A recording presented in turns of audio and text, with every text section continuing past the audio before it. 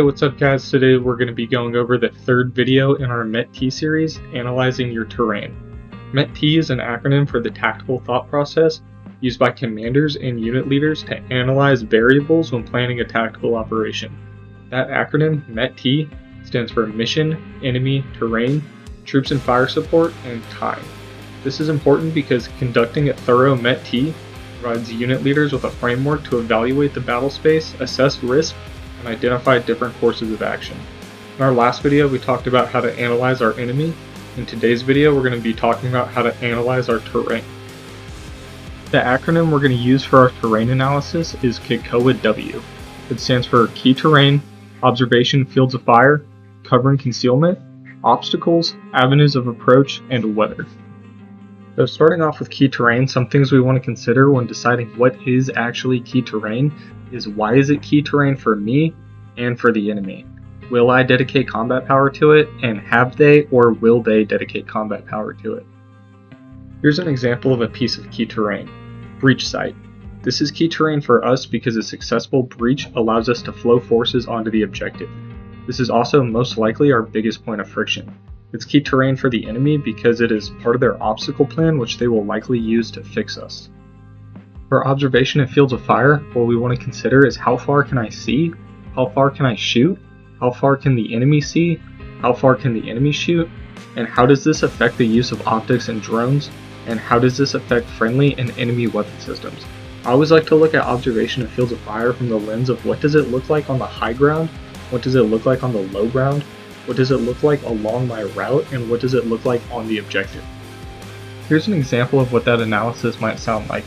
Observation and fields of fire will be limited to 25 meters in the tree line, but opens up to 1,000 meters on the objective.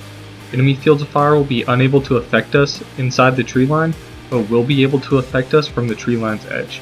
From the center trench, observation and fields of fire is roughly 1,000 meters south, 200 meters east and west, and 100 meters north. Suspected enemy machine gun principal direction of fire is south along the road running south to north within our objective. SUAS will be unable to observe movement within the tree line due to the canopy, but will be able to observe activity in the trench system due to lack of overhead cover and open terrain. Cover and concealment. We need to understand the difference. Cover stops bullets, concealment hides you. For example, thick bushes aren't going to be able to stop bullets but can certainly help camouflage you with your environment, whereas thick tree trunks can stop bullets.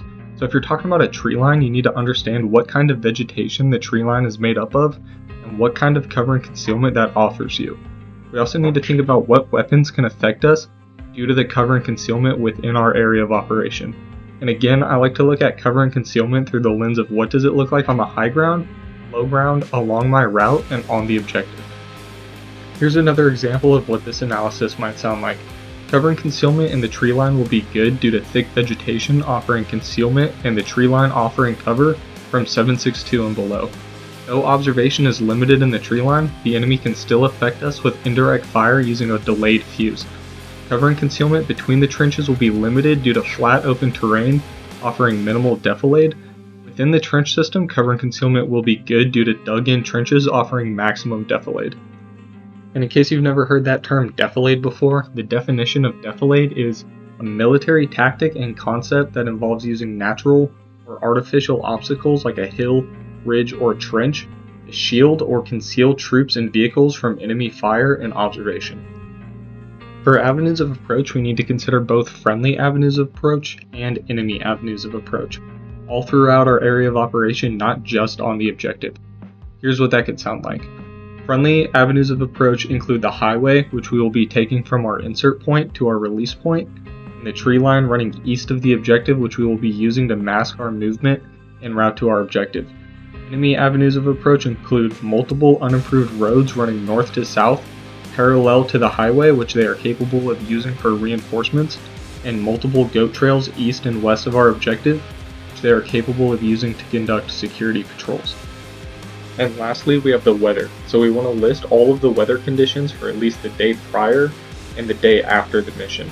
What you want to make sure you know is the time for sunrise and sunset, moonrise and moonset, what your illumination is, your chances of precipitation, and the high and low temperatures.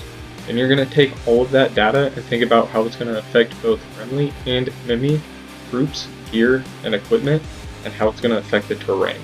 Here's an example of what the weather may sound like when you analyze all those things. I assess that though the high chance of precipitation will slow foot movement through the tree line, ambient noise from the rain and soft wet ground may help mitigate our noise signature when moving throughout the tree line. Medium percent of illumination will have positive effects on both friendly and enemy night vision devices. Due to the sunrise and sunset times, I assess that the enemy will be most likely at 100% security from 06 to 07 and 1800 to 1900. So that concludes our third video in the METT-T series. If you have any questions or have anything to add about conducting a METT-T, please let me know in the comments. Check out the other videos in this series and stay tuned for the next one.